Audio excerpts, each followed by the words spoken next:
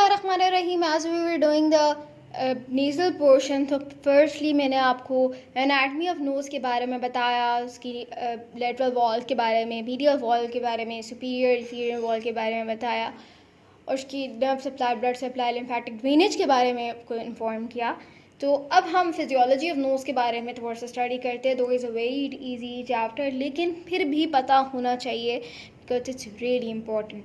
तो physiology of the nose में study the functions of the nose. Functions of the nose में आपको पता है कि respiration is a major function, ठीक है, हम रेस्पिरेशन कर रहे होते हैं, it's a major organ for the respiration. फिर air conditioning of the inspired air, ठीक है, एयर को इसमें ये होता है कि नॉर्मल टेम्परेचर में लेकर आना। For example the air is very humid और the air is very cold, तो उसके टेम्परेचर कंट्रोल को करना बहुत ज़्यादा ज़रूरी होता है, तो नोज़ डज दैट। फिर लोअर एयरवे की प्रोटेक्शन कर रहा होता है नोज़। कैसे कर रहा होता है? जिस तरह हेयर होते हैं हमारे पास, तो डस्ट एंड डर्ट पार्टिकल्स को हमारे पास उसको प्रोटेक्ट कर रहे होते हैं from entering into the airway. फिर वोकल रेजोनेंस में हमारे पास नोज इज़ वेरी इंपॉर्टेंट। उसके बाद नेज़ल रिफ्लेक्स फंक्शंस के लिए बहुत इंपॉर्टेंट होता है। एट द लास्ट ऑल्फैक्शन के लिए बहुत ज़्यादा इंपॉर्टेंट होता है। Olfaction is the major function of the nose and it is known by all. So we'll explain it to you कि हमारे पास ये सारे functions क्या क्या होते हैं डिटेल में। रेस्पिरेशन की अगर मैं बात करूँ तो इसमें ये बताया हुआ है कि नोज़ हमारे पास एक नेचुरल पाथवे अल्लाह ताला ने बनाया है फॉर ब्रीथिंग, ठीक है। Nose is a natural pathway for breathing. जो हम माउथ से ब्रीथ करते हैं, मुंह से ब्रीथिंग कर रहे होते हैं, इट्स एक्वायर्ड ब्रीथिंग, ठीक है, एक्वायर्ड होती है, लेकिन nose is the natural pathway for breathing. जो हमारे पास नोज़ होती है वो हमारे पास ये एक ऐसा ऑर्गन होता है कि हम सांस भी साथ साथ ले रहे होते हैं और साथ साथ खाना भी खा रहे होते हैं। Breathing and eating go simultaneously, ठीक है। कुछ ऐसे पर्सनस होते हैं, they might have undergo the choanal atresia, ठीक है, उनके अंदर क्वानल एट्रेजिया हो जाता है, तो इट्स वेरी सीरियस कंडीशन, उसके अंदर फिर रेस्पिरेशन इफेक्ट हो रही होती है। अगर क्वाइट रेस्पिरेशन की बात करती हूँ तो रेस्पिरेटरी जो करंट होता है वो middle part of the nose के अंदर जा रहा होता है, ठीक है। अगर हम क्वाइट रेस्पिरेशन करें, नॉर्मली सांस ले रहे हैं, तो वो middle part of the knows तक जो है वो हमारे पास इसको टच करेगा, लेकिन very less parts of the inferior meatus और इन्फीरियर मीटर्स तक नहीं जाएगा और ऑल्फैक्टरी रीजन तक जो है वो नहीं पास करेगा, ठीक है। लेकिन अगर मैं एक्सपायरेशन की बात करती हूँ तो जिस तरह रेस्पिरेशन के अंदर जो डायरेक्ट है वो करंट है वो फ़ौरन से इस तरह से स्ट्रेट पास हो जाता है, एक्सपायरेशन में ऐसा नहीं होता, वो हमारे पास डायरेक्टली पास नहीं होता, ठीक है। जो लाइमनस आए होते हैं नेज़ल वेस्टिबुलाई के अंदर, वो एडीज करंट की प्रोडक्शन में हेल्प आउट कर रहे होते हैं और वो हमारे पास मीडियल और इन्फीरियर टर्बिनेट्स को इस तरह सप्लाई करते हैं, वेंटिलेट करते हैं, और वो ऑस्टियास को भी वेंटिलेट कर रहे होते हैं।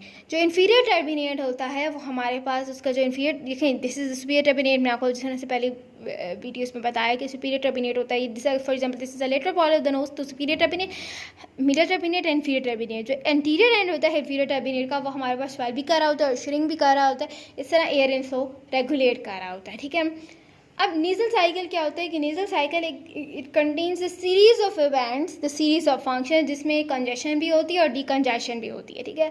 अगर हमारे पास एक side of the nose is working properly तो it has that amount of the function, it has that capability कि वो दोनों की फंक्शंस को अटेन कर सकता है। फॉर एग्जांपल अगर एक साइड काम नहीं करी तो उसके अंदर इतनी कैपेबिलिटी होती है, इतनी एबिलिटी होती है कि वो दोनों साइड के फंक्शंस को अचीव करने में हेल्प कर सकता है। Next I will explain you the air conditioning system. Air conditioning की अगर बात की जाए तो सबसे पहली बात तो ये कि हमारे पास जो नोज़ होती है वो फिल्ट्रेशन और प्योरीफिकेशन में हेल्प कर रही होती है, ठीक है। जो नेज़ल विब्रेसिस हैं, जो नेज़ल हेयर होती हैं, ठीक है, विब्रेसिस को हमारे पास हेयर भी कहा जाता है, तो ये हमारे पास जो इतने पार्टिकल जो कि 3 माइक्रोमीटर तक होते हैं, ठीक है, उसको ट्रैप करने में हेल्प करते हैं। लेकिन जो नेज़ल मुकोसा होता है वो उससे भी कम पार्टिकल जो कि 0.5 to 3 माइक्रोमीटर्स तक हेल्प कर रहे होते हैं, ठीक है। लेकिन जो 0.5 से कम होते हैं वो ईजिली पास कर जाते हैं टूवर्ड्स द एयरवे, ठीक है, अपर एयरवे ट्रैक के अंदर ईजिली पास कर जाते हैं।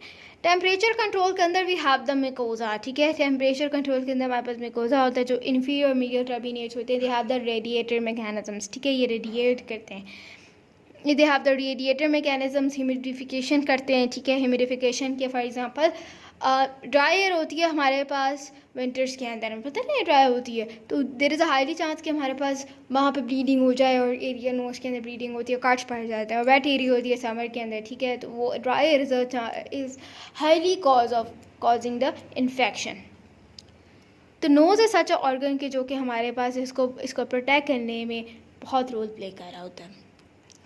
फिर आप देखिए production of the lower air में. Production of the lower air में we have the mucociliary mechanisms. ठीक है, म्यूकस जो नेजल मकोसा होता है, it is very rich in the mucus and the serous gland. ठीक है, वहाँ पे हमारे पास म्यूकस एंड सीरस ग्लैंड होता है. ये हमारे पास म्यूकस ब्लैंकेट बना रहे होते हैं, गॉबलेट सेल्स होते हैं जो कि म्यूकस की प्रोडक्शन में हेल्प कर रहे होते हैं. फिर सिलियास भी हमारे पास प्रेजेंट होते हैं. इसका क्या फंक्शन होता है कि जो ये बैक्टीरियाज होते हैं ये नेजोफेरेनिक्स तक रीच कर रहे होते हैं, वहाँ से ईजिली ये ड्रेन हो जाते हैं. जो सीलिया होते हैं ये हमारे पास दे वर्क इन 20 टाइम्स पर सेकेंड वर्क कर रहे होते हैं. इफेक्टिव रिकवरी स्ट्रोक होता है. अब इफेक्टिव रिकवरी स्ट्रोक क्या होता है कि हमारे पास ये हमारे पास इफेक्टिव स्ट्रोक के अंदर क्या होता है, सीलिया हमारे पास अपवर्ड मूव करते हैं और एक साइड पर हमारे पास मूव करते हैं और जो भी डस्ट पार्टिकल्स होते हैं ये इट रीचेज टुवर्ड्स द नेजोफेरेनिक्स. ठीक है, और रिकवरी स्ट्रोक भी हमारे पास हो रहा होता है. फिर अब ऑब्वियसली इफेक्टिव स्ट्रोक हुआ है तो उसको दोबारा से रिटेन करने के लिए रिकवरी स्ट्रोक होगा. रिकवरी स्ट्रोक रिलेटिवली स्लो होता है. एक हमारे पास यहाँ पे एक डिजीज़ बताई हुई that is known as immotile cilia syndrome. कुछ ऐसे पर्सनस होते हैं दे हैव नो कैपेबिलिटी कि उनका सीलिया वर्क करते हैं. ठीक है, तो उनको इमोर्टल सीलिया सिंड्रोम कहते हैं. उनके सीलिया इमोर्टल होते हैं, दे आर नॉट वर्किंग. तो वहाँ पे क्या होता है, देयर इज़ हाईली चांस कि वहाँ पे इन्फेक्शन होते हैं, वहाँ पे बैक्टीरियल इन्फेक्शन हो जाए क्योंकि वहाँ पे डस्ट पार्टिकल्स या वहाँ पे बैक्टीरिया स्टक हो जाते हैं. ठीक है, तो उनको काफ़ी ज़्यादा there is highly chance that they develop the nasal infections. फिर वहाँ पे एंजाइम्स प्रेजेंट होते हैं, इम्यूनोग्लोबुलिन्स प्रेजेंट होते हैं. एंजाइम्स में हमारे पास मिरामिडेज होता है और आईजीएज में इम्यूनोग्लोबुलिन्स में वी हैव द आईजीए और आईजीई इम्यूनोग्लोबुलिन्स जो कि हमारे पास फाइट कर रहे होते हैं अगेंस्ट बैक्टीरियल इन्फेक्शंस. जो पीएच होती है नेजल मकोसा की वो 7 होती है. ठीक है, एंड हाईली इफेक्टिव कि इसके अंदर एंजाइम्स और इम्यूनोग्लोबुलिन्स वर्क कर रहे होते हैं. फिर हमारे पास नॉर्मल मैकेनिज्म होता है जिसको हम कहते हैं स्नीजिंग का. ठीक है, हम छींक मारते हैं जब, तो इसके अंदर क्या होता है, जो भी हमारे पास जो भी म्यूकोसा होता है, जो डस्ट पार्टिकल्स होते हैं वो सारे ड्रेन हो जाते हैं ना, तो इसीलिए हम लोग स्नीजिंग करते हैं. Next function, the next most important function is resonance. The resonance में क्या होता है कि हमारे पास साउंड प्रोडक्शन होती है वो हमारे पास हम लोग कर रहे होते हैं. ठीक है, साउंड प्रोडक्शन में बहुत ज़्यादा हेल्पफुल कर रहा होता है नोज़. फिर हमारे पास नेजल प्रैक्टिस में हमारे पास ये होता है कि इसमें अब जैसे आपको अपने स्मेल किया है, ठीक है, तो सलाइवा की ऑटोमेटिकली सिक्रीशंस होना शुरू हो जाती हैं. ठीक है, तो ये पल्मोनरी रिफ्लेक्सेस भी हमारे पास पल्मोनरी रिफ्लेक्सेस पीस के ज़्यादा बहुत सारे होते हैं. ठीक है, इसके अंदर हमारे पास पल्मोनरी रिफ्लेक्शन में हमारे पास पार्शियल प्रेशर ऑक्सीजन होता है. कॉल नेजल ऑब्स्ट्रक्शन हो जाए तो उनके अंदर बेसिकली हमारे पास क्या होता है कि पल्मोनरी इफेक्ट्स आ जाते हैं. फिर ऑल फैक्शन की अगर मैं बात करूँ, टेस्ट की बात करूँ, तो बेसिकली ऑल फैक्शन के लिए सबसे पहले अगर आपने किसी के सेंस चेक कर रही हैं तो इसके अंदर क्या होता है कि आपको अमोनिया के जो वेपर्स होते हैं ये बहुत ज़्यादा, आप कभी भी अमोनिया के वेपर्स के साथ अपने don't have to test persons olfaction. क्योंकि अमोनिया के जो वेपर्स होते हैं ये इरिटेट करते हैं, ये ट्राइजेमिनल नर्व को इरिटेट कर देते हैं. इसका पाथवे क्या है कि फॉर एग्जांपल ये आपने स्मेल किया और फैक्ट्री रीजन एक्टिवेट हुई, वहाँ पे जो रिसेप्टर्स होते हैं वो नर्व्स लेकर जाते हैं towards the cribriform plate of the ethmoid bone. Cribriform plate of the ethmoid bone में हमारे पास मेट्रल सेल्स प्रेजेंट होते हैं. जो माइट्रल सेल्स होते हैं उसकी जो एक्सॉन्स होते हैं ये हमारे पास प्री पायरिफॉर्म कॉर्टेक्स और एमिग्डोइड न्यूक्लियस होता है, वहाँ पे लेकर जा रहे होते हैं. वहाँ पर हमारे पास हमें सेंस हो जाता है कि कौन सा स्मेल आ रही है.